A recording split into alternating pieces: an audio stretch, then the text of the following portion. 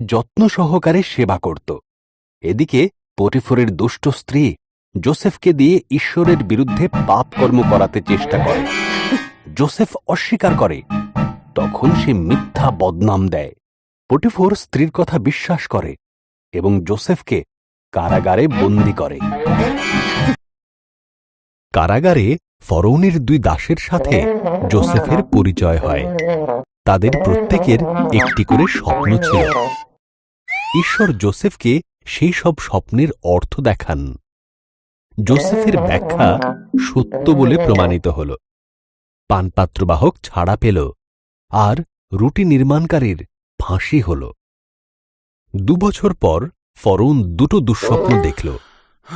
পানপাত্রবাহক যোসেফের কথা মনে করল এবং সে ফরৌনকে সব কথা জানাল।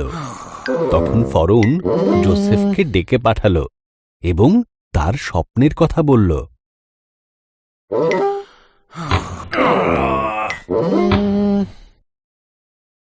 ঈশ্বর ফরৌনের সেই স্বপ্নের অর্থ যোসেফকে দেখালেন।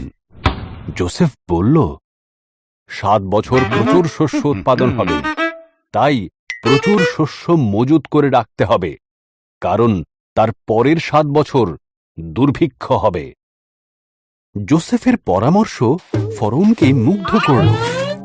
সুতরাং সে যোসেফকে সমস্ত খাদ্যশস্য মজুত করার দায়িত্ব দিল।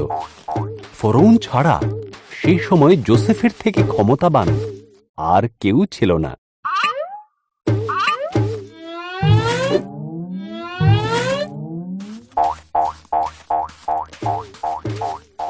যোসেফের ভাইয়েরা খাদ্যশস্য কেনার জন্য মিশরে গিয়েছিল।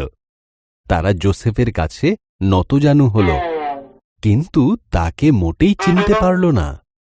যোসেফ যখন দেখল তার ভাইয়েরা বদলে গেছে, তখন সে তার পরিচয় দিল। যোসেফের ভাইয়েরা ভয় পেয়ে গিয়েছিল।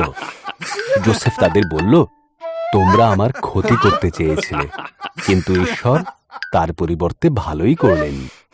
আমাদের পরিবারের সবাইকে মিশরে নিয়ে এসো, এখানে খাবারের কোনো অভাব নেই।